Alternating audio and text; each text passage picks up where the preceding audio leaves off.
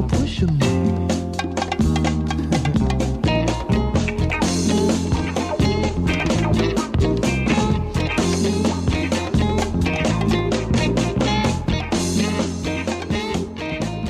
Good evening, ladies and gentlemen. This is the No Boundaries Radio Show with Craig, me as always. And Charles. And Charles. Me sometimes. Sometimes. Sometimes I'm you. And sometimes you're me. I think we're both, Yeah, I don't know about that. Yeah. Well, this is the No Boundaries Show. Welcome, everyone. Thanks for listening. Hope everybody's having a good Friday night. 7 o'clock. Should have a couple brews in you by now, I'm sure. Got a lot of talked about tonight. I know we got some guests. Two guests. What are their names, Charles? We've got first guest, Paisan. We got Al Pinarelli. Let me see. Yeah, that's his name, Pinarelli. And Al's an interesting fellow. What's he going to be talking about? Well, if I've got his views right, and I'm quoting him here, apparently America is filled with minorities who suffer the unfortunate and irrational consequences of not being, looking, or acting like the majority. Okay, he thinks that worthy leaders of minority movements are allowed to, such as blacks, Hispanics, and gays, who suffer the plights of unfairness.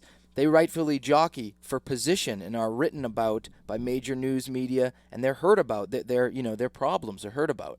But his group that he's speaking of, which is essentially, I think, the rich. The rich people? Yeah, I think it's the rich. I really think he doesn't say that, but he doesn't that's really. What he puts out there. He's calling it a small group that doesn't really get a lot of attention about their plights. But it says that great motion pictures are regularly produced that highlight minority battles for fairness.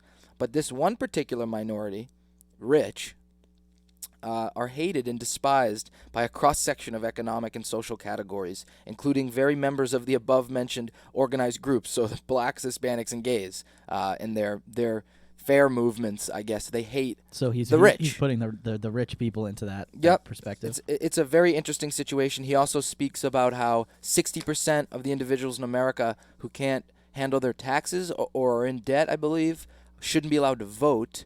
And then he says something else like the Democrats, through their programs for giving to people for free, like people being on welfare and stuff, I suppose, Democrats are trying to make the country total stricken poverty. Interesting. So that's our first guest. That's like quite a mouthful there. It'll be fun to talk to him. We'll see what happens with that.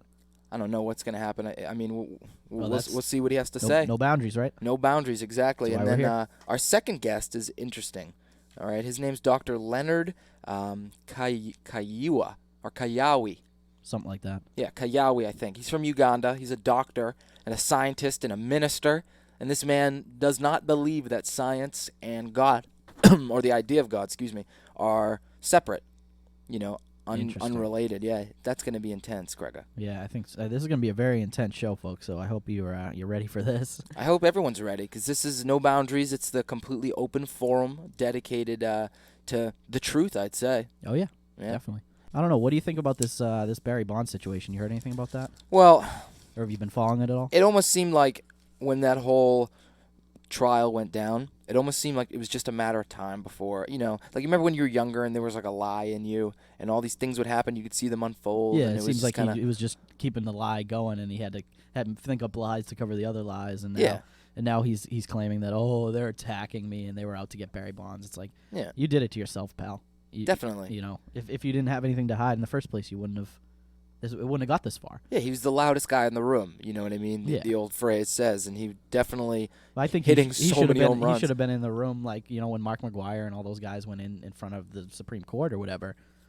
I think he should have been in there, but I don't think anything. Why didn't he? I don't think anything came out about him yet when they did that. Well, Mark McGuire beat. I think people sort of knew, Yeah, I think everybody knows, but everybody has it in the back of their head. They don't know definitely, but you have that feeling, and it's shady. His career is going to be pretty much down the drain. Let me ask you a question. He faces 30 years in jail. Do you think? Well, they always say that. I mean, yeah. Do you think if he wasn't getting paid millions and millions of dollars, do you think he would have taken his body and transformed it with drugs to make more money? Yeah, to be like the best baseball card or a title holder. I'm sure all baseball players have that thing lying in the back of their head that feels that they have to be better and they're going to do anything to get to that point. I mean, college kids, is probably an epidemic in some states, but Yeah, college kids I doing think they steroids. tested a lot more in the collegiate level, but still, the pressure is so much on these kids out there, and it's kind of crazy. I couldn't imagine myself. I know some guys on the Bruins teams are our age. Yeah. I couldn't imagine being 22, even 19, 20. Well, look at playing what is his name? professional sport. Ellsbury. How old's he? 22? Yeah, something like that. No, Or he's 23. he's a little older. No, I think he's 23. He's right around there, but still, he's playing on the Red Sox. They just won the World Series. That's a crazy situation to be in.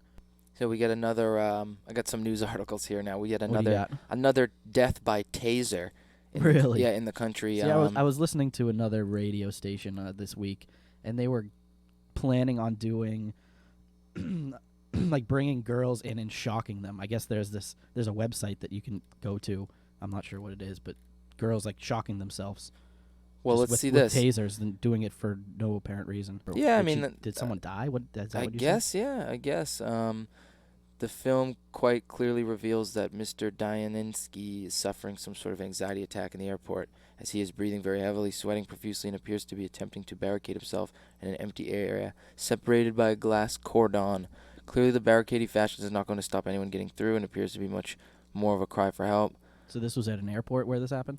Yeah, and I guess he's going crazy, but he was having an anxiety attack and couldn't breathe. And the police surrounded him, and they yelled him to stop moving. And it says, which is impossible when 50,000 volts of electricity are moving through your body. Yeah, is there really a reason to use the taser? Like, come on. Well, Like, I know they have ones that are just handheld, but the cops use the ones that they shoot. That's a lot of electricity. Well, what's you it could use called? half of them and control the people at the same time. I forget the major company. I think Smith & Wesson. But someone made a taser that's tiny. It's like a little handheld one. And Oh, really? Yeah, it's like I heard they're trying to market to everyone. This program I was listening to that you can make. Somebody made a taser out of what is it? Not a digital, but one of those cameras you can buy in the stores. Really? Like if you take, it's not a lot of voltage, but I heard that you can do that, and it's crazy. I don't know. People have a lot of time on their hands, obviously. Well, I've got some Ron Paul info here. Yeah. Yeah, Ron Paul. Are you a fan of him? Yeah, I mean, he's the only one saying things like we should get rid of the Federal Reserve from owning our currency privately. I mean, no other candidates say that type of stuff. Yeah. He says I was that stuff for a surprised. I reason. saw a commercial today for Rudy Giuliani. Yeah. And I'm not a big fan of most of these people, but something that I commend him on for the commercial that he did is he didn't bash the other candidates. And I find like that. Instead he just lied a bunch of times. Yeah, but it wasn't. I guess it could be a lie, but it wasn't as crazy as everybody else. All these other candidates, Obama and Hillary, they're bashing each other back and forth and all of this. It's like, is that what's really gonna like determine who is the president of our country? How silly is it? It's ridiculous. Isn't it ridiculous, man? It's like I feel like it's almost like predetermined that of who's gonna be running and who's gonna be the president and all this stuff. I don't know. It doesn't. You don't have hope? Yeah, I really Well, I don't. I don't have anyone giving me hope man, for any reason. there's right now. a website called Black Box Voting. You can search for it, but they did a documentary on the Diebold systems. Diebold is a corporation. They They have, own like, the locks. they and own the security voting systems. systems, and it's all private. So no one in the government can, Have control. Yeah, no one in the government can regulate what's going on or read the programming or anything like that. And what this documentary did, it showed these people sort of going behind the regulations and taking different, pieces of paper that proved things, and even taking one of the cards and getting in touch with a Florida senator, taking one of the voting cards that go into the machines. Yeah. And they had an expert come in and show how easy it was to hack them and how you can change them. Literally, with a main terminal, you could change all of them at once at the end. And it was just like so obvious. Change and all the votes. all the votes, like so easily, because there was this I don't executable like that file. electronic.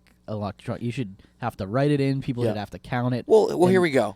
Let's talk about it realistically. When Come on. voting first began, I mean, if you lived out in the middle of nowhere Yeah. and someone didn't want you to vote a certain way, they'd come to your house with rocks and on a horse, Yeah. Now that doesn't quite work anymore. So what do? They manipulate us, through Ways that we technologically don't have control over. Exactly. Just like we can't control Machines. a militia of horses and guns, but we vote who we think, and it ends up being, I don't know, reminiscent of times old, I guess. Yeah, it's all coming back to what it used to be. I guess it's going back old school. I don't know. It's So let's listen to this for a second. So Ron Paul is against the H.R. 1955, which is a particular bill, and it's entitled the Violent Radicalization and Homegrown Terrorism Prevention Act of 2007. Now, Jessica Lee, who is some sort of an analyst, this is what she says about it. Under the guise of a bill that calls for the study of homegrown terrorism, Congress is apparently trying to broaden the definition of terrorism to encompass both First Amendment political activity and traditional forms of protest, such as nonviolent civil disobedience, according to civil liberties advocates, scholars, and historians. Many observers fear that the proposed law will be used against U.S.-based groups engaged in legal but unpopular political activism, ranging from political Islamists to animal rights and environmental campaigners to radical right-wing organizations. There is concern, too, that the bill will undermine academic integrity and is the latest salvo in a decade-long government grab for power at the expense of civil liberties. so that. What is Wow. that bill? What does that basically do? Well, they would tell you that it stops homegrown, which means starting and existing in In the America. US. Yeah, homegrown terrorism, and also violent radicalization. Radical, of course, comes from Latin. It means root, so I guess like fundamental ideas. And, violent, we obviously know what that is, but apparently, and I've read this bill, apparently Ron Paul is for this bill, and people like Bill O'Reilly and Glenn Beck, the corporate media, attacked Ron Paul and the 9/11 truth movements, some other movements, for going against this bill. Because it's so easy for them to say, well, that means you'd want terrorism in our country. You know what I mean? Is that what they're saying though, or are they trying to protect stuff from forming in the U.S.? Well, are they protecting from The against bill it, or says trying to? the bill says that's what it's doing, okay? But it also encompasses, through its legal jargon, it also encompasses, as we can describe, some First Amendment political activities and some traditional forms of protest, like nonviolent civil disobedience, because it ties them to some sort of, if you're interrupting some government process, then you're involved in this or that, and that's not right. It's basically just taking away more stuff.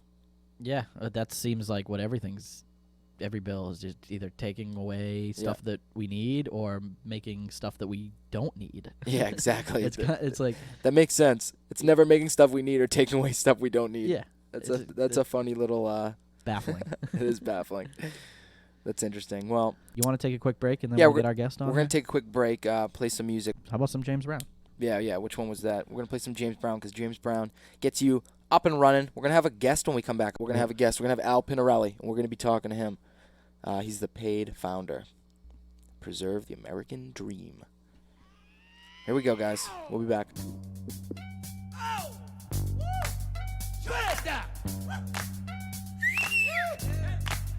I'm back. I'm back. I'm back. I'm back. I'm back. Get up off of that thing and dance to you feel better. Get up off of that thing and dance to you. Sing it now. Get up off of that thing and dance to you feel better. Get up off of that thing. Try to release that pressure. Get up off of that thing and shake till you feel better. Get up off of that thing and shake it. Say it now. Get up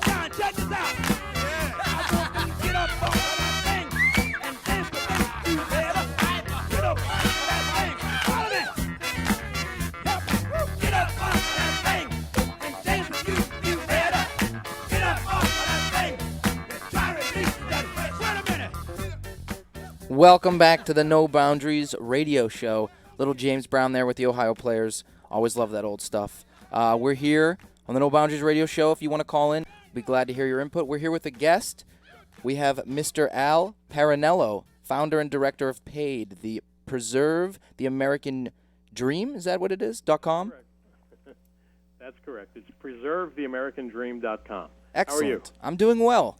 Good, man. So, tell me a few things. Tell me what you're all about. Well, okay.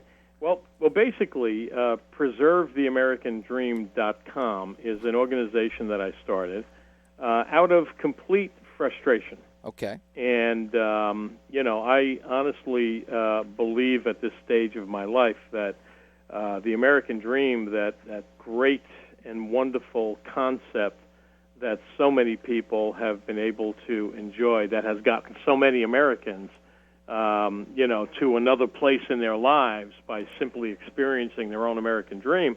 Well, I believe the American dream is just about finished, and it's dissipating right before our eyes. And I'm here to do everything in my power to make sure that the American dream survives, that it is preserved, that it stays around for your kids and mine and their kids. And that's what the organization is all about. And I'd be glad to tell you why I created this organization. Yeah, that was my next question. Why do you feel that the American dream is gone? Well, first of all, we need to talk about what exactly is the American dream conceptually. And to me, the American dream has always been an ability to do anything that I so desire in this country because of its freedoms and its liberties. So, And in my particular case, I happen to have been born into a poverty household. And that's a household where there was never enough dollars to do what was necessary, including eat a healthy dinner. So I got it in my mind right at the beginning, of my life that, I have a great family and we all enjoy each other, but you know what? There are so many other things in this life that can be experienced. So the concept of accumulation of wealth to me was very important. So that's, in a nutshell, with the accumulation of wealth and basically having the assets necessary to supply yourself with the food you want, the trips you want, this you want, that's pretty much what we all have the ability in this country to reach towards. We all are given that by the... Absolutely. Okay, so And- that's the and- American dream, you're saying. Well, and to me, it's a birthright, I think that in America, anybody can do anything they want to do if they play by the rules and they work hard. And therein lies, the great mystery of the American dream and achieving it. Mm-hmm. We have a society here today where so few are willing to work hard, and even fewer are willing to play by the rules. Well, what about the changing of the rules? What about the way our money system works and debts and how our we have a huge real estate crash going on right now. We have the dollars plummeting. I mean, what about these things? I mean, doesn't that make it more difficult for younger generations that make up, I guess, the majority? Does it make it more difficult for them to... I mean, all right, so you probably have studied what is creating it, these difficulties in becoming a wealthy entrepreneur, haven't you? Well, here's the thing about America. It's not perfect. But, it is the economic system that, that we've created here in America, is a system that is filled with, negativity at times. But, if you take a hard look at precisely why we're having this, for instance, this real estate crisis in America, I think what you'll find out is that a lot of people simply didn't play by the rules. Okay. I mean, you mean the banks, like printing no, money out of nothing? I don't mean the banks. I mean the people who took the loans out from the banks. Oh, okay. The loans. Yeah, I'm not a believer that the banks have done anything wrong. Think about it. Really think about what we're saying here. Here are banks who are willing to give their money away. But it's not real money. They're making it based on the concepts that that are put into effect to create profits for that bank. So it's real simple. You borrow $100,000 from us, and you pay us back $160,000 over 15 years. It's a great business. Banking business is a wonderful business. The problem is that the borrowers, we became very, very lazy once again as a society. We wanted to get rich quick. We wanted to get rich overnight. We all decided that hey, banks have all this money. I need the money, but you know what? Banks are making incredible offers today, and I'm talking about 2 years ago when you can literally get a loan on your house with literally no equity put in at the beginning of your loan. So that why wouldn't people take advantage of these great deals that the banks put out? The problem is that the banks are not idiots. They have to make a profit. So, it was well known on the way in that if you're going to get a no equity, loan, if you're going to borrow literally 100% of the value of your home, you're going to have to ultimately pay the piper for that. That's a privilege that, you should have understood. And if you didn't understand it, well, shame on you, because you just made one of the most drastic mistakes in your life. And this is the whole essence of what I'm talking about how, people don't want the responsibility any longer for their own actions. They want to pass the buck. They don't want to accept, the responsibility for their words or their actions, and they want to be bailed out. Well, guess what? That's not going to happen, and it shouldn't happen, and the government should not be bailing out any of these people who made these loans. They did it under their own, research. They did it under their own systematic approach to the marketplace. They took advantage of the generosity of the banks, but they took a gamble. And I don't mind taking a bit of a gamble, but when you gamble your entire house away, I think you need to sit back and say, okay, I made a mistake, and now I have to pay for that mistake. Okay, so we have a huge group of people that is having trouble with their loans, and they're making the wrong business moves. They're not successing, into any positivity with these risks they've taken. And there's a lot more of them, and they're increasing. And so the future looks like what for you?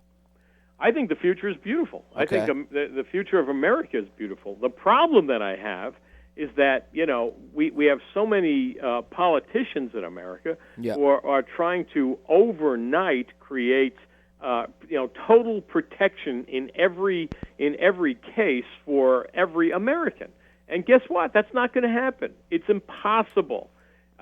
Here's what I'm getting at. Right now, we've got a country where 60% of those who work no longer pay taxes.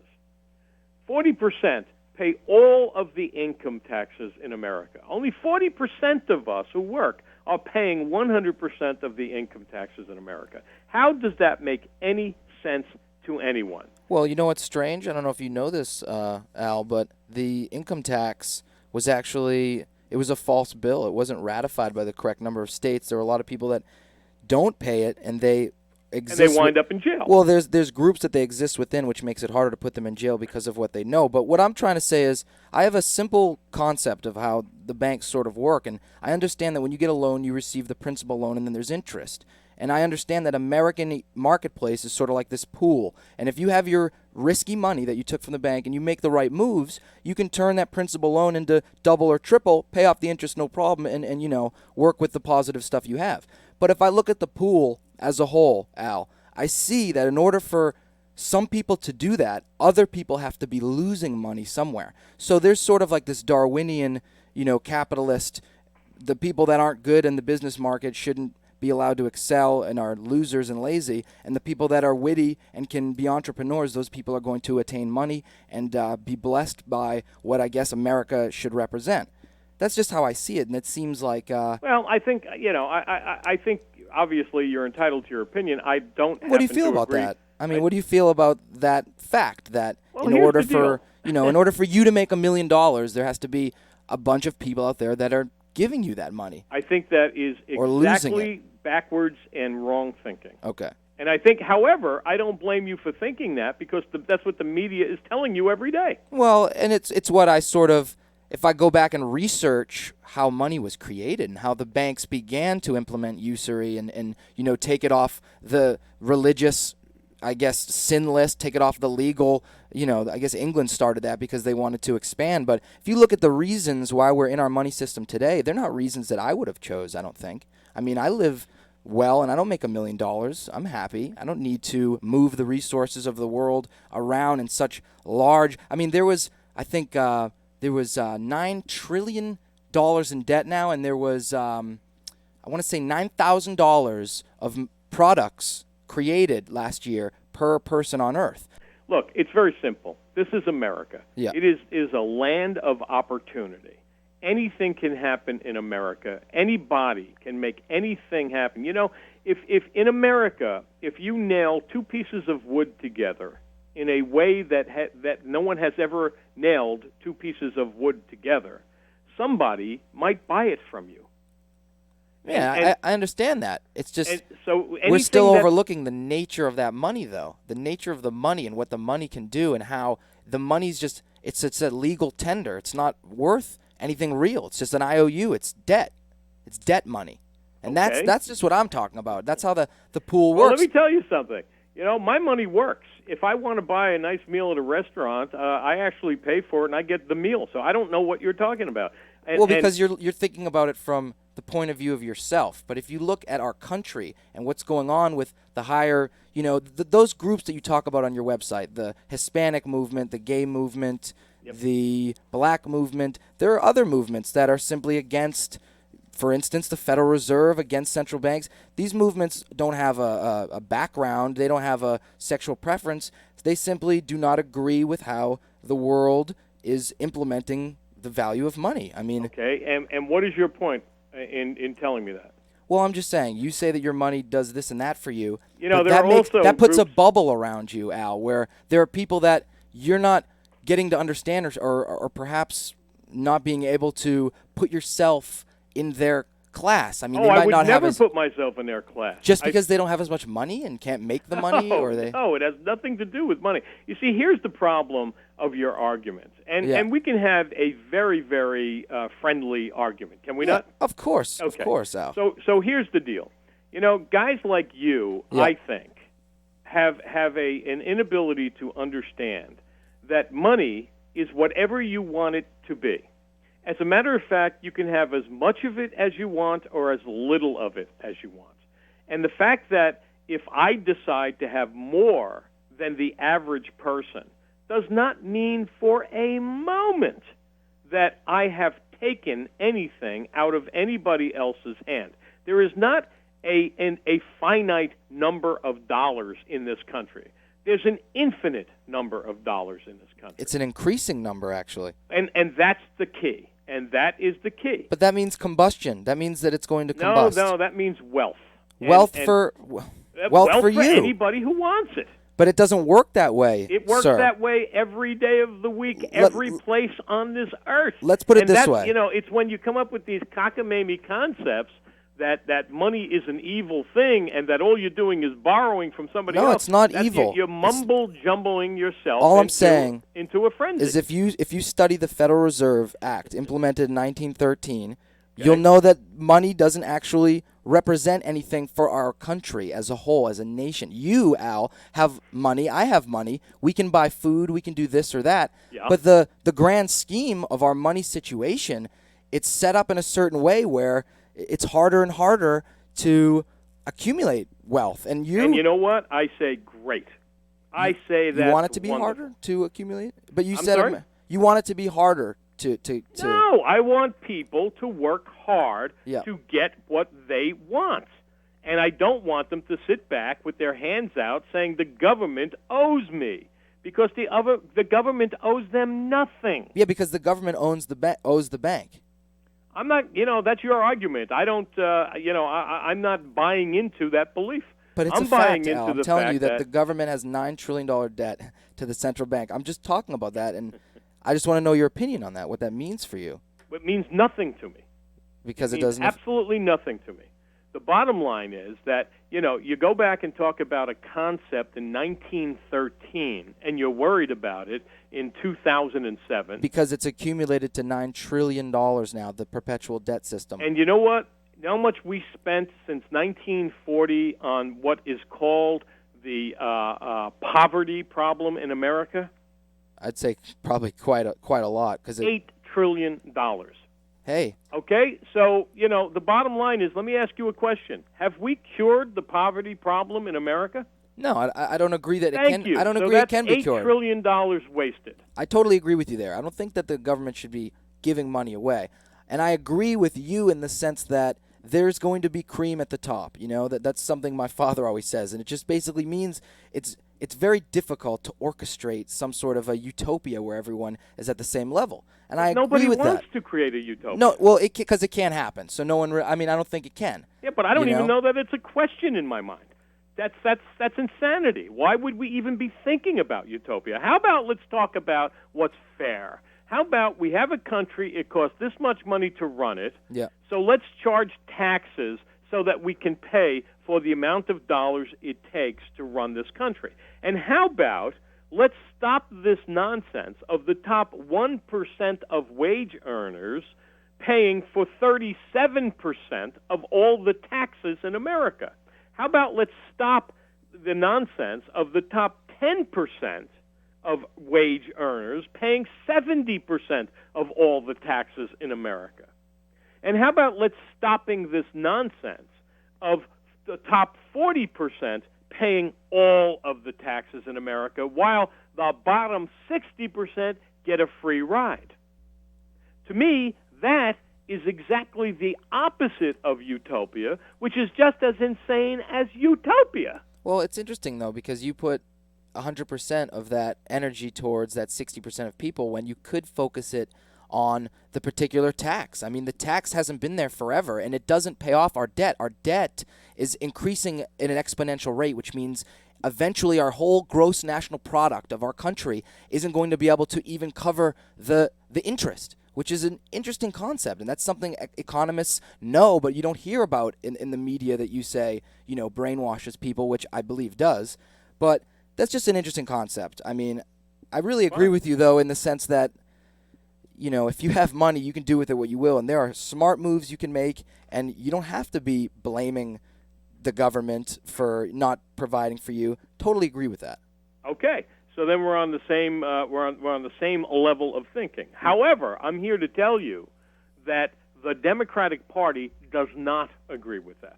Okay. The Democratic Party and all three of these guys run, and I use the word guys, intellectually, because to me they all are guys running for the president of the United States or for the nomination. All three of the top candidates want a socialistic society where the wealthy pay for the poor. Yeah, but now, they are quite rich themselves, are they not? Who knows? Yeah, they have All to I be. know is John Edwards has been chasing ambulances for enough years to, live in a 40,000 square foot house. So are you a Republican? No. Okay, but all right, so you're just I'm an anti-Democrat. Anti-Democrat. Okay, I mean, I'm an anti-Democrat and, anti-Republican as well. I'm anti-parties, I guess, but But I'm pro-American. pro-American. And I don't know okay. that you are. Well, I'm just I just like to question big systems that people take for the truth. They say this is the central bank, it's the way it should be, but you have to understand, if you study it, the central bank has been implemented all over the world, and it's slowly globalizing currency, which is currency really is a way to control. I mean, you realize that there's not one person listening to this conversation who even has a concept of what the central bank is. That's a horrible situation. Yeah, but it's the truth. But that's sad, Al. That there are people that know about the central bank, and they're rushing to get people to understand just how in control a very few group of people are. And if you look at the way third world countries go through the same process we are, they move much quicker through it, though. They get a large sum of money with all this interest. It becomes perpetual. They can't pay the interest. They get taken over by corporations. The resources get manipulated. Political groups get pushed in a very small caste gets moved into the top places, and the whole country's transformed. And that's sort of happened over this period since the Federal Reserve Act and the wars, and it's an interesting. And you're worried about this? Not worried. It's just what we talk about here, because it's an interesting I guess, I mean, hard to connect, as you say.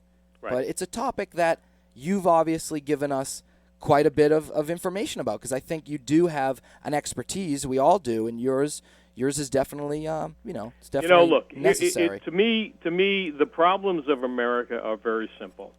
This is a free society. It is a society where anybody can do whatever the hell they want if you work hard and you play by the rules. And the problem is that, we've got a full party, a political party in this country who is looking to change America and make it a socialistic government and a socialistic society. And that's a And I don't know whether you agree with this or not, but I have to tell you that socialism has not worked anywhere in the world at any time, any place. It doesn't work. And what we have now is working. It is working better than any socialistic, communistic system on the face of the earth. Al, And there are no it's other accelerating towards combustion. It's And moving to quicker me- and quicker. And to me, the difference between socialism and communism is very, very simple to understand. Mm-hmm. In communism, if you don't do what the politicians tell you to do, they kill you. Well, that's communist China. That's communism. Well, I mean, was that in Socialism was that is in the Communist exactly Manifesto? the same, Does that say except that? they don't kill you. They let you live in your misery. Yeah, it's like a peaceful communism. The mistake of socialists is to believe that the consequences of soaking the rich are felt only by the rich. Mm-hmm. They don't get it. The bottom line is that it does filter down. I have started in my life, at least a half a dozen companies. Those companies have hired hundreds of people. If you hurt me and my wallet, if you punish me for succeeding, guess what I'm going to do? I am not going to start any additional businesses. Yep. Now you've got a guy that you have crippled, and it will all filter down to the very employees I have hired and will continue to hire in my life. So the bottom line is that you either understand that socialism doesn't work or you ignore it. But you ignore it at your peril. Because when you hurt a guy like me, you're hurting yourself. So the lower 60% need. I'm sorry, I couldn't hear you. The lower 60%, they need guys like you for the jobs. The lower and the things like that. 60%, or the masses, let's call them the masses, that's Yeah. what they are. Small business in America creates 70% of the jobs. Yeah. You hurt small business, and that's exactly what Hillary Clinton wishes to do. She wishes to cripple small business. And as small business becomes bigger, she wishes to take its head off. She can't tolerate wealthy people. She can't tolerate success. To her, it's all about making everyone average.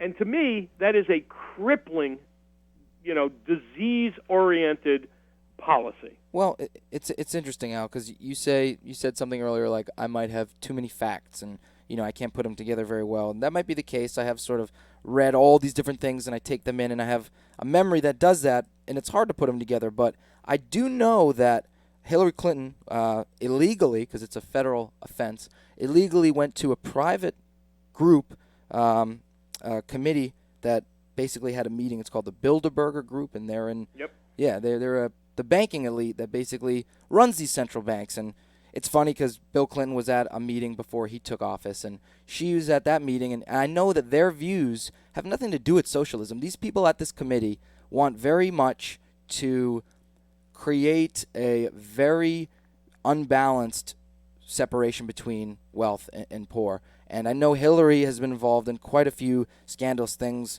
with Bill back in Arkansas, and there's all different You would not believe, when you start doing research on Hillary Clinton. Let me hear it, because this is the stuff we do want to hear. I want to use you for that. If you know stuff about her, let's hear it, because I don't much agree with her whatsoever. About this? How about she was the first lady to come under criminal investigation in the White House? Yeah.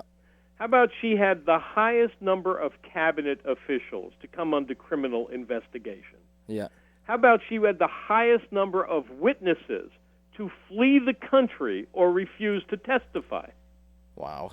How about the fact that she was married to the first president to be disbarred from the U.S. Supreme Court and state court? How about the fact that she was married to the first president sued for sexual harassment? Jeez. How about the fact that Hillary Clinton was married to the first president accused of rape? How about the fact that she was married to the only president ever impeached on grounds of personal malfeasance? How about the fact that Hillary was married to the first president to establish a legal defense fund? Yeah, tell me What about that. does that mean to you? Yeah, that's all stuff I know about, and we have plenty of room for that on this show. Definitely the good stuff to talk about. So who do you think would make a good president? I mean, I don't know who we have here's running. Here's the deal. Yeah. As I said to you at the beginning of this conversation, I've become anti-Democrat. Okay. I don't think the Democrats. I think the Democrats. Some of the social programs that the Democrats represent are reasonable. Yeah. So I give them that. But when it comes to dollars and cents, I am a 100% fiscal conservative. I don't think that the Democrats know what to do with money. Yeah.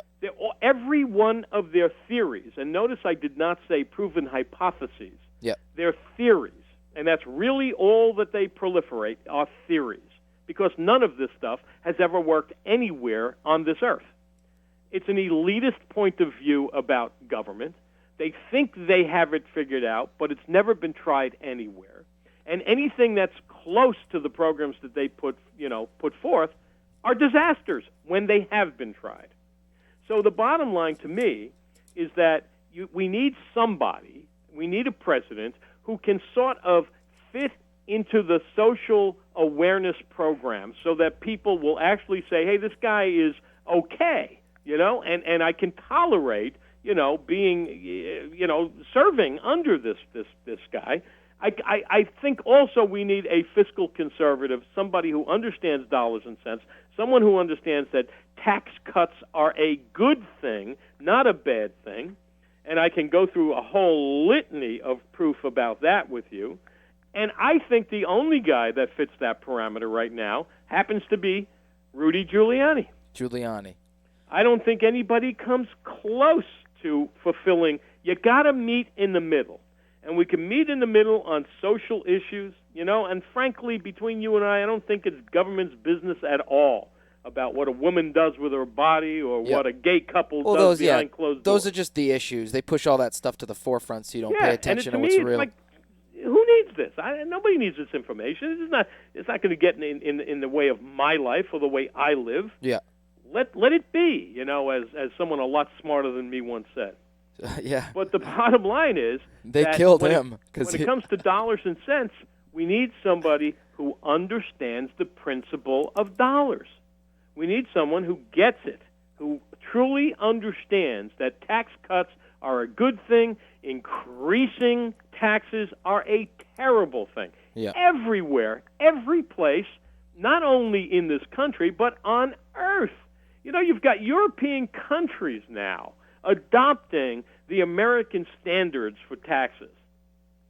They're coming down throughout Europe. Taxes are coming down. Why? Because we have demonstrated, again, that you cut taxes and people have more of their own money to spend, and that excites the economy, and it makes wonderful things happen.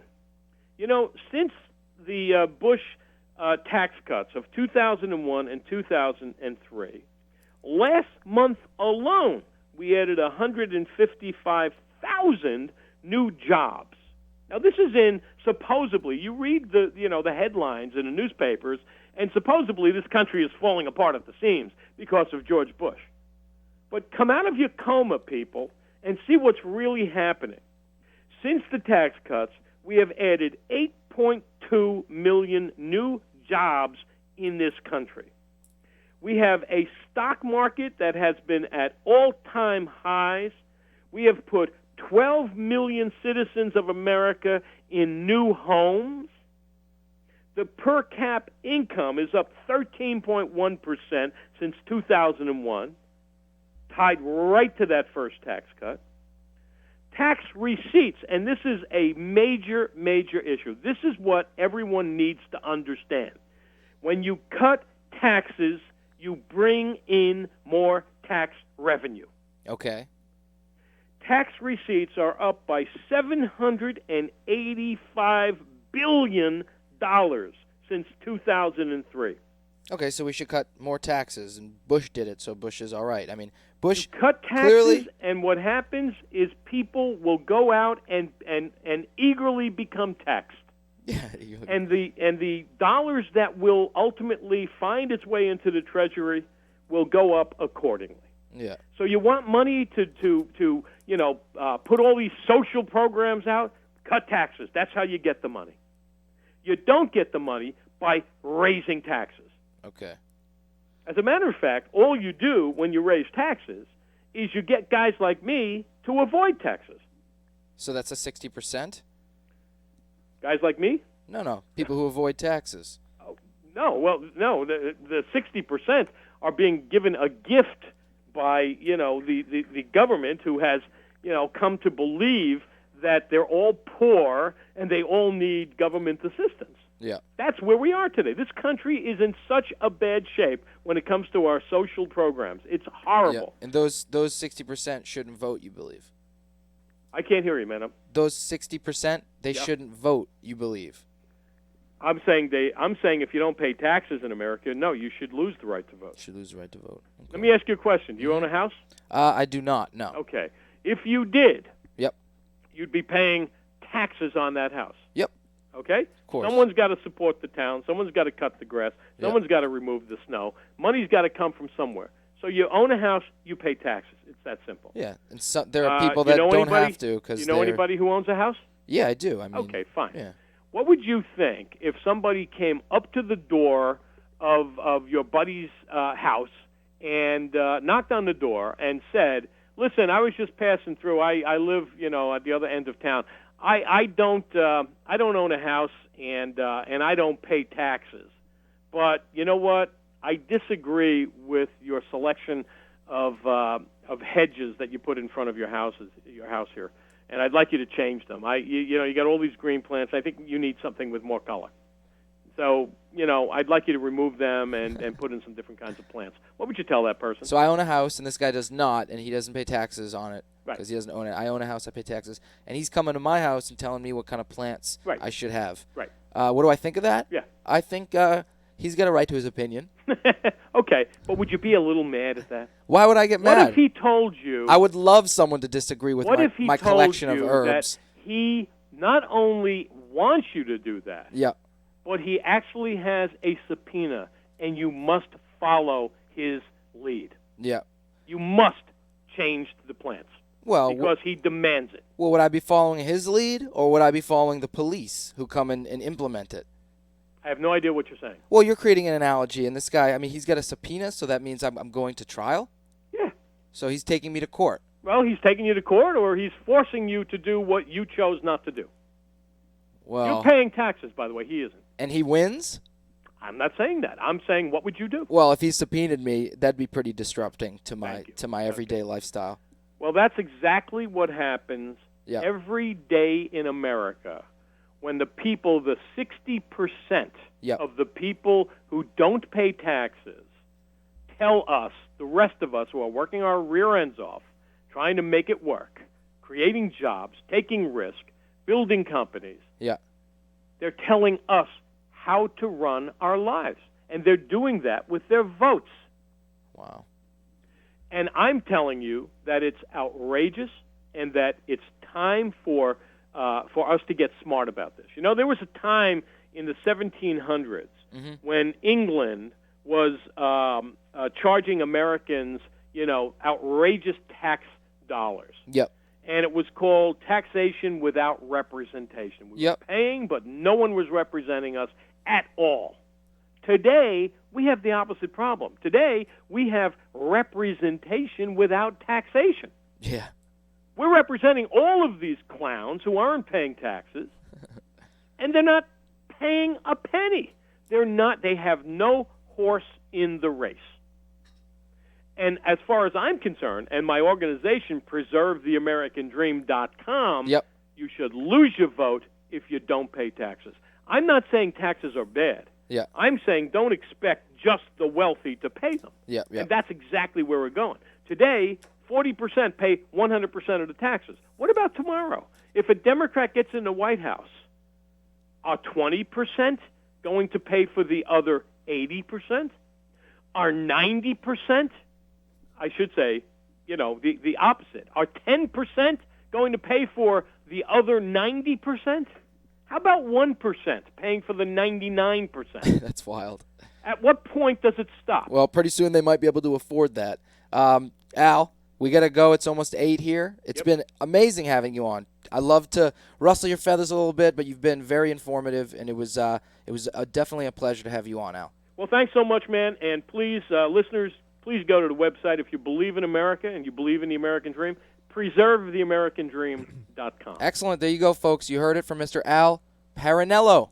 Thank you, man. Thank you, sir. Have yourself a good one. Thank you. That was a good interview. We had a lot of good stuff to say, Jazz.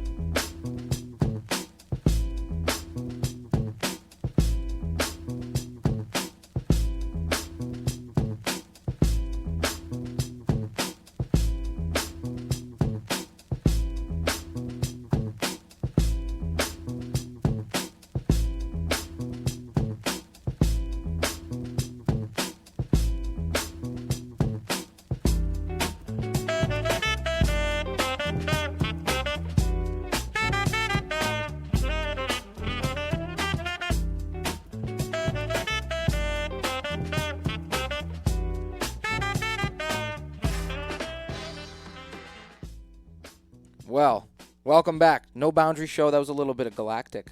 Good band. Yeah, that last guest. What did you think of that, man?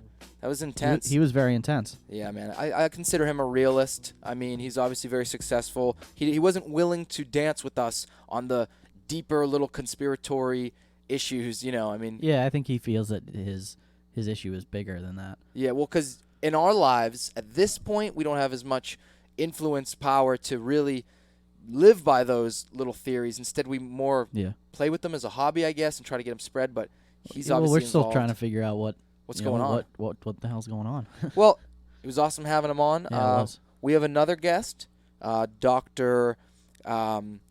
Kaiwa. Yes, Dr. Kaiwa. Yes. Welcome. Thank you. How you doing? I'm fine. How are you? Doing great. Yes. So, what are we going to be talking about tonight, Doctor? What do you just to give us a little overview of what you do and what you're going to talk about tonight?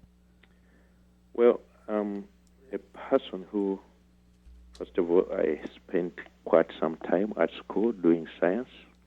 Scientist. Sciences and mathematics, chemistry, physics, biology, and I went to a number of universities for that. Wow. But at the same time, I have a doctorate in divinity. I do things to do with God, Okay, so you're both a celebrated scientist, and you're also someone who's interested in the nature of God. Yes. Okay, and you've written a book, I understand. Yes. One of my books is called Ministering to God. Okay. Lead to a prosperous life, church filled with God's power, miracles, wonders, and signs.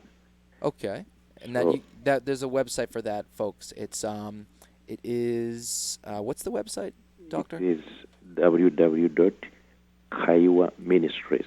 Yeah. That is Kaiwa Ministries. Okay. .org. So what is the basis of this book? What's the simple idea behind it? Well, I'm trying to let people know that God is real and He can be ministered to. There can be a response. He hears, He feels. He is responsible for all what we see. What I mean by that, the creation, and people can relate to him, you know. And why do you believe that he's real? Have you done some studies in that? Well, there are many ways to approach it, but first of all, looking at it from a science perspective, you are going to discover that the more you look into things like the reason for the being of certain things, like compounds, elements, or the existence of elements, you're going to realize that looks like this order must have been an organizer, somebody. They're not just happened without an organizer. A divine architect or influencer. Yeah, and source. they have a root. You go to the real. The more you get in there, you discover that there's invisible little things involved in their being. Yeah, and it's actually, if I understand the nature of physics correctly, when you get to, and you obviously know more about this than me, Doctor, but when you get to certain levels of matter, there are some people that view the particles as waves, and others that actually view it as some sort of different process. But it's interesting because basically what I'm trying to say is I think that at the lowest points of matter, humans actually sort of co-create with their perspective what they see. Exactly. I mean, what we do is we rearrange things and then we come up with something, you know? Yeah. It's not, there's a capability which God gave us, which He put in humans to kind of get in there and try to rearrange something. And it's so I'd like to ask you now, because I'm sort of I'm directed to this realization here by what you've just said, but God has given us, as you said, God as other, Yes. God as the great other. He has given us this ability to not manipulate, but to work with, influence, transform what's in front of us. What are we trying to do? What are we trying to understand? Are we trying to realize that we might be that God that is other? I think that's where sometimes people go wrong. Yeah.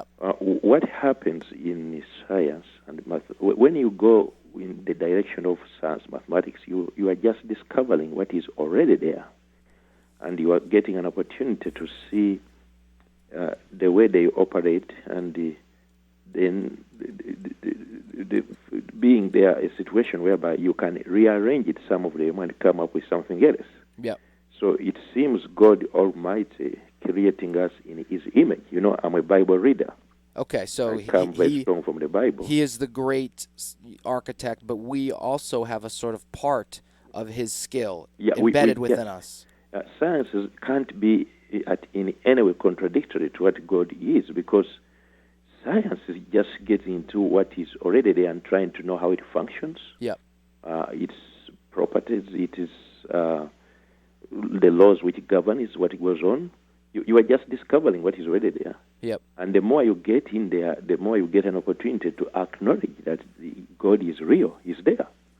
And throughout history, perhaps, we've not discovered new laws, but perhaps evolved in our perspective, thus creating the new laws through evolution, through time. I mean, because there's obviously been laws that have changed, laws we believed were true, but now understand them differently. And it almost seems like as we evolve, as we move through time, as our perspectives change, we're actually changing the laws almost. What is really happening is the more we get some extra understanding of something, these things are already there. Yeah. The more we get more information, let me put it that way. Yeah. And it gives us the ability to see what is already there. It's like right there where you are seated. For example, we talk about God. God is invisible. He's a spirit. You may not see Him by your naked eyes. Now, it's like in the natural show, there may be some very little organs moving around where you are, but you may not be able to see them, but they are there. And waves, right now we are transmitting through the radio. Waves. The waves are everywhere. They are going, but you may not hear anything until you put there something to catch them. Yeah.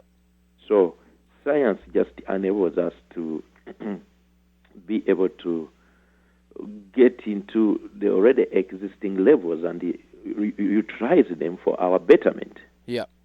And that's or some people some people might use this understanding to create suffering or pain. And I think, Yes, they can do that. I think maybe it's easier to do that. And there's another perspective. You see, you Yeah. are talking to, I'm a person who believes in miracles, wonders, and signs. Yep. Plus the aspect which I came from, the background of science, whereby you don't just believe anything anyhow, you have to prove it. Yeah. I'm used to prove this. Mathematics has a lot of proving. Chemistry, you test the gases. Now, when I came to look into the things to do with God, I realized that God plus what is already existing, God can reveal His glory and His power among His people. The other time I had a crusade in Virginia, it's like a week ago now. I pray for people, and people feel power all over them. They wonder where it comes from. It sometimes feels like electricity. Sometimes they feel like a good sensation around them. Yeah. This is not just simple physics or science. There is someone revealing His power still in the humans. So God can let you feel Him. God can let you experience His healing power. You can experience His miracle power. He's been answering prayer and still does it. Now, another part about it is like when we make medicines to heal our bodies, it's God who gives us the revelation to be able to discover what it takes to blow up or to defeat those germs and bacteria and the viruses, Yeah, doctor, I had a question for you. Yes. Are you familiar with the Reiki or Reiki? It's like a form of healing. Do you know What is that? Well, it's like a form of healing. My mother actually is a level 2 Reiki master, and it doesn't. I guess it's a form of healing with the hands, and I think it's Japanese where they do Japanese signs over your body, and she's done it to me, and I felt like an intense heat, a very That's right. intense heat Because in different places. Me, the way I operate is different. It's Bible-based. When I put hands on the people, the power comes on them. Real power. I mean power. Mm-hmm. People have been watching my program, Power, Miracles, and Wonders in Chicago on TV. And even in Uganda, you see power, manifestation of power. And that's a human power, right? No, it is supernatural, something supernatural. But it moves through a vehicle. Yes, A I'm human. involved, but sometimes I don't even touch them. Yeah. It just manifests. Yeah, yeah. Are you choosing it, you think, with your will, or is it something that you feel is involuntary? No, it's not really involuntary. I'm involved because as I told you that I'm Bible-based, I approach it from how the Bible guides me to do it. Yeah, so you use the scriptures, and that produces for you a Christian understanding, right? Yeah, it gives me a way out to approach God and how God will respond to what we do. Now, of course, you do not disagree that other people may practice or study different scriptures from different cultures, and they might possess a similar ability to manifest the divine. Yeah, God is omnipotent. He's omniscient. Yeah. He will do what He wants to do. So it doesn't take the Bible. It's just that's your avenue. Me, that's the ground I come from. Yeah. That's the book I have read. Yeah. And I have come to believe what it's telling me about God. Being a scientist, I understand. I have something to do, and I have an understanding of things like a power. Yep. It Energy. takes power to move your car. Yep. It takes power to get that electricity on. If somebody denies that power is not needed or says it's unnecessary, then how are you going to cause? It is fire. Literally, fire is burning in your engine to cause the piston to move up and down. Yep. Now, even when it comes to things to do with divine, if you come to me and I sell you a car which you cannot start and you can't go anywhere, you are going to tell me, as well as it looks so nice outside, it is powerless. Yep. Now, when it comes to God, God is real. He has power, and He can manifest that power. The same God who created the things we see, today I have an opportunity to talk to you by phone. The same God who provided this possibility, which is already there, He can still manifest his power and his glory to his people. Yep. So when I came to deal with God, I was very interested in something real, my brother. Yeah. You don't just come to me and talk about something supernatural which is not real. Of course not. I want something real. If God is real and he exists, can he manifest? Are there signs and wonders which can follow his reality? Yes. If electricity is real, can it cause the light to light? Can it cause something to cook? If I don't see electricity, but I can see what it does, Yeah. and you don't run into so many people doubting what it is. Of course not. Real. Yeah. They almost take it for granted, like it's always going to be there. Exactly. But the first people who were introduced to electricity had a lot of questions, which to us looks like it is so simple. We are wondering, how can this be? Yep. What is lighting the light? Now, there is someone who is the cause of everything we see, even your life, even who gives you the capability to be able to think, you know? It's the spiritual electricity within us, or the spiritual fuel that moves our pistons. God exists. Yep. And I thank you for giving me an opportunity to come on this program, because those are some of the things, like in my book, Ministering to God, Key to a Prosperous Life, Church Filled with God's Power, Miracles, Wonders, and Signs. I'm trying to let people that say that the one who gave us the ears to hear has the capability to hear also. Yep. He can see, but because he's in the realm of the spirit, there's another invisible realm. It's strong, it's real. There's a realm there. It's just people are so used to using their senses that work with a level of existence or reality that this force you're talking about permeates. It doesn't exist within it; it permeates it. It moves through it, I think. You see, for example, when you look in the Bible says, "In the beginning was God." Yeah. In the beginning, God was, and He created heaven and earth. First, there was the Word. Yeah, most of the success you see in science has been because we've been able to get in there and see the elements, the little things which takes to put things together. Any people anywhere, whenever they put their hands on that, then they can come up with rockets, with different stuff, with all these plastics, you see, Now, when you submit to Him, when you acknowledge Him, when you recognize that He's there, He reveals more to you. The God I'm talking about is not a God who is just a it. He has, like, you want to be loved, Mm-hmm. I'm talking about to somebody who can respond to you, to love. He's not a it. He's not just a power. Power is different from, you see, electricity does not think. Electricity does not talk. Yeah, it just does what it does. It does what it does, what it's assigned to do. Yeah. It exists. Now, but a human being like me and you, we are talking because you have the ability to process some of the messages you hear. Yeah, I can make choices about what I want to say. Exactly, and you can even be creative. You can come up with something. And now, I can even devote all my energy to love. Yes, you can do that. Now, so is with God. The God of the Bible, or the God I come to know from Bible perspective, He speaks, He heals, He gives wisdom, He gives knowledge, He gives the ability to live in harmony, and even He helps to change us to become better people. By what I mean is not to be hating and not to be causing trouble, but to be people who prefer something, who want others also to be fine.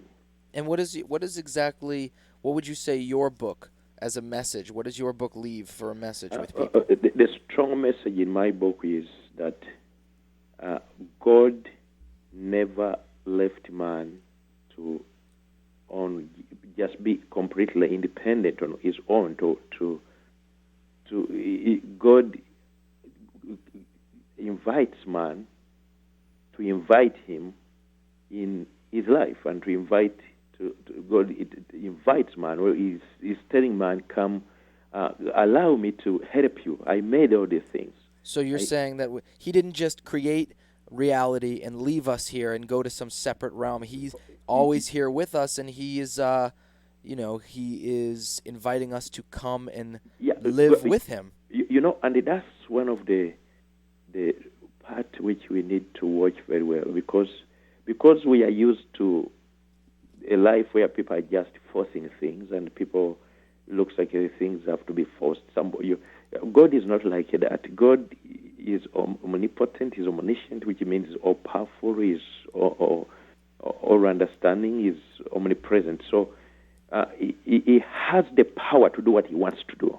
But he didn't create man just to be a it. He had created man to have a fellowship.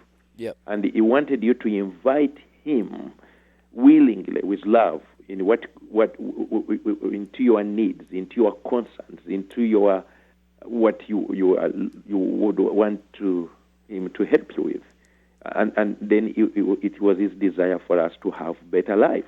Yep. So my book is trying to tell people that if you take time and minister to God and honor him and give him glory, Yep. I also believe that Jesus is the Son of God from the Bible. Okay. I'm telling you what I believe. I believe he died, but he rose from the dead. His tomb is empty. No one is in there. So this God is inviting his people anywhere. God is not for any particular group. He is for everyone. We are his creation. We are his people. He is inviting them. He says, come. And it is this God who is giving us. I remember when I was at school, I'm very gifted in mathematics, very gifted. Yep. When you get on the blackboard and I sit and you start teaching, I easily understand what you are trying to talk about, Of course, yeah. You have now, God who gives us gifts like mathematics, like physics, like chemistry. Science, right? Science is a gift. Yes, like sense. He's giving these gifts to these human people to help them. Yep. They come from him. You end up having the ability to understand something, but to some degree you are divinely gifted to do it. So this God, in my book, Ministering to God, Key to a Prosperous Life, Church Filled with God's Power, Miracle, Wonders, and Signs, I'm trying to talk to the people that, it's real. He can still manifest his glory. He can still manifest his power. That's why today we are driving cars, which maybe our grandfathers never drove, Yeah, of course. They were riding on donkeys, but... So I mean, if you... Obviously an engineer, Yes. an engineer has an idea, creates a car, and obviously God has graced him with this connection. Yes. And he's been able to unfold this idea and manifest it in reality. And I mean, there's a lot of physics, chemistry. isn't that also... I mean, couldn't we also call that art? I mean, he uses science, he uses physics, he uses chemistry to make the changes, but would this ability to create and unfold ideas in the natural world, is that basically what art is? You said what art? Art, yeah. I mean, do you think that ministering to God is an art? Oh, yes. Yeah. It is some, and it needs to be practiced. Yeah. We need to have time. There's a different way you approach it, but I could say people need even to have meditation and meditate with God. They honor him. They worship him. Yeah. God is trying to draw people. He's trying to draw people to him, his way. Yeah. He's trying to draw us to him. He's a good God. He's kind. Mm-hmm. And he has more to enable us to know what to do, It's humans that aren't kind, but that's just because they haven't practiced a relationship with God that is loving. It's very important because there's something called sin which is in humans. Yeah. It takes God to heal it. There is a tendency sometimes for humans to practice evil, but we need a change. We can be healed. And to heal a human heart, it takes a divine action. Yeah. And a lot of courage. Yeah, if you that's where it comes in. He left a certain part where he wants us to be involved. So in my book, I'm talking about ministering to God through worship. I talk about ministering to God. Even I speak about tongues. I tell people it's possible for you by the Spirit of God to speak in other tongues. You know, I'm trying to, it's like a science. It's like when somebody walks to you and says it is possible for you to fly in the air, seated in something, you know. I'd say that's not possible. That doesn't make, what am I, a bird? And people by that time, today we take aeroplanes for granted, but Yeah. the first people to see an aeroplane fly were extremely perplexed. How somebody sits in that thing and it is up there. But today we sit in airplanes and they're moving all over the sky and we think it is, these things are there. They are possible. That's why we need to yield ourselves to Him so that we be able to see more. There is a quest for the supernatural. It's our purpose. It's our purpose. Oh, yes. That quest is there. But if it is not met in the right way, it can, to some degree, be dangerous. Because there is a bad and a good in the realms of the Spirit. Yep. It's better to identify with God and get into the bad so that we don't attract demons and bad spirits in our lives. Yep. And in our homes. These demons are destroying homes. They are destroying lives. Well, Doctor. And unbeliefs have caused danger. I mean, some people try to die thinking they are going to heaven by just killing people. That's not the God. That I don't agree with. But I must say, it is 8:30. It's the end of our interview in this particular block, but it's been very interesting. I wish we could keep talking about this particular concept, which I'm sure never has an end. You can always talk about this issue, this reality. But once again, I thank you very much, Bishop Leonard Kayiwa, and you can go and find Mr. Kayiwa's book on kayiwaministries.org, K-A-Y-I-W-A, ministries.org. And even on Amazon, they just type in ministering to God. Excellent. Doctor, once again, thank you very much. It's a blessing to talk to you. Have a good night. Thank you. Yes.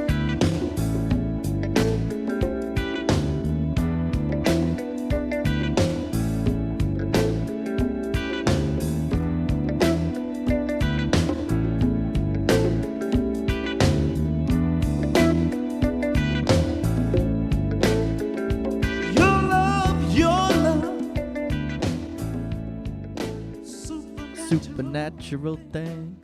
Love that song. It's a good jam. That's a nice song, dude. Because that guy was just talking about the supernatural. What do you think of him, How Craig? about that?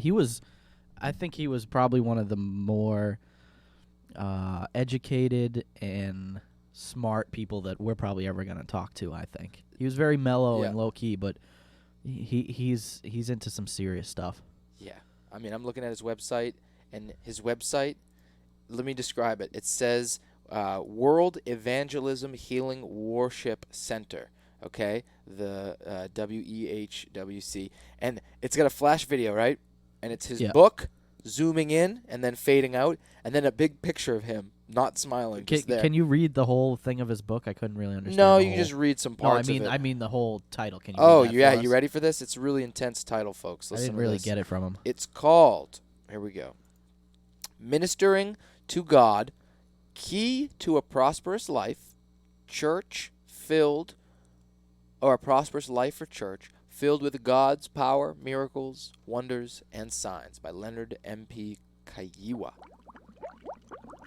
That's probably one of the more longer titles I've ever heard.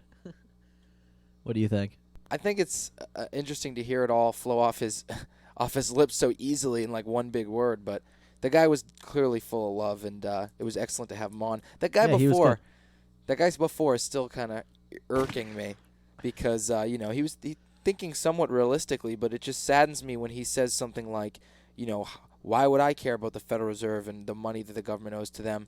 Because I don't care in the sense that I'm upset that we all owe. right. Well, tell me right now why me, Craig O'Reilly, sitting here behind this, should worry about why you think we should worry about it. Tell me about that. Well, here first, let me just say that why you think, your opinion. My opinion would be, first of all, I don't need to worry that there's $9 trillion in debt because of the government getting in trouble with some bank. What I do worry, though, is that money is manipulation, okay? Money manipulates. You use money to get this or that, to do this or that to the earth, and blah, blah, blah. Now, there are people that have a bunch of money, and they print it, and they make it, and they control it, and it has nothing to do with our government, the people that, owe all that money. So this is why I think you should worry, Craig, because your government, all right, the group that represents you, in 1913, a time when Al said is so in the past we don't need to worry about it, in 1913, your government that should represent you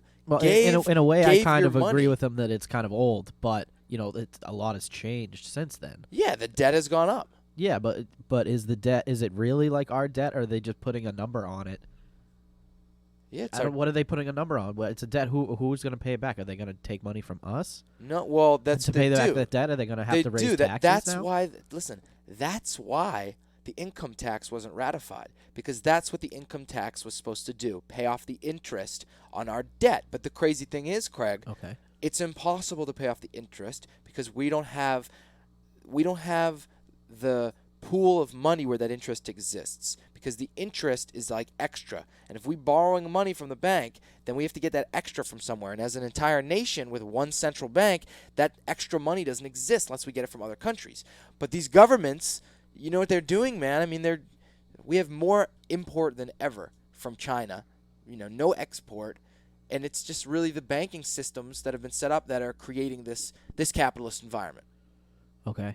That's why you should worry. Now, truthfully, How is it directly going to affect me? How? truthfully, you don't feel the effects of it in the most severe senses as some people have in the country in the past and now, but you are beginning to sense things as, I don't know what Al was talking about when he said that the stock markets are reaching record highs. I mean, maybe specific companies. They have. I spend every morning here with nothing but financial stuff being talked about, and they have reached. I know they've reached like the Dow. Yeah, I don't know it's anything getting about this high stuff. up. It went up to the highest it's ever been at 14,000, I believe. So So he knows what he's talking about. Yeah, he's he's not just probably pulling right. stuff out of nowhere. but you know what I do that he doesn't do?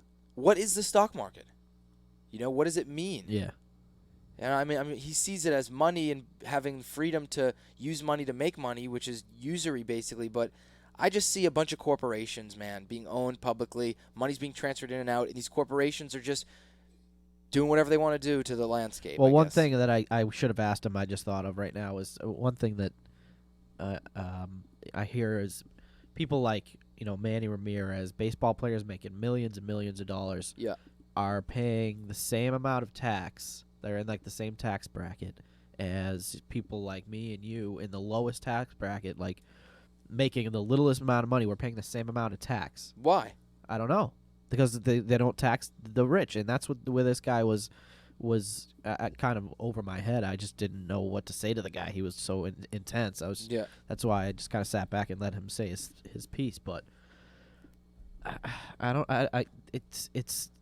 he says that they're what, against the rich, The taxing. Democrats? Yeah, they're all against The they're Democrats they're the will- majority or the what minority. what the Democrats say, and the reason he calls the Democrats socialist is because a lot of the Democrats say things like they want a plan that will take a lot of money out of the wealthy caste and put them, back into the system, that money. But what I tried to help him understand is that Democrats are politicians that are just talking out the side of their mouth. He's obviously not interested in really talking in an interesting manner about the nature of politics or things like that. He makes money. Oh, Apparently, he makes a bunch of it. I'm sure he has a lot of money. If you go to his website or whatever, he's produced TV shows, Nickelodeon. He's done created concerts. Nickelodeon and created the that movie stuff. channel. So, like he was saying, his he created these companies, and they were basically, forcing him not to succeed. He would be upset about that. And obviously, he'd be upset, but he's done all this with all these companies, and he has all this money, and he still. I just didn't understand where he was going with that. I don't know, man, but he thinks I was really confused about him. It's just tough because if you just, boom, if you plop into reality, you plop here into the country and you look around, you say, wow, there are a lot of people that are on welfare or that are lazy and don't seem very smart and this and that. And you can get angry at them and say, like, oh, we shouldn't help them. They should just die off.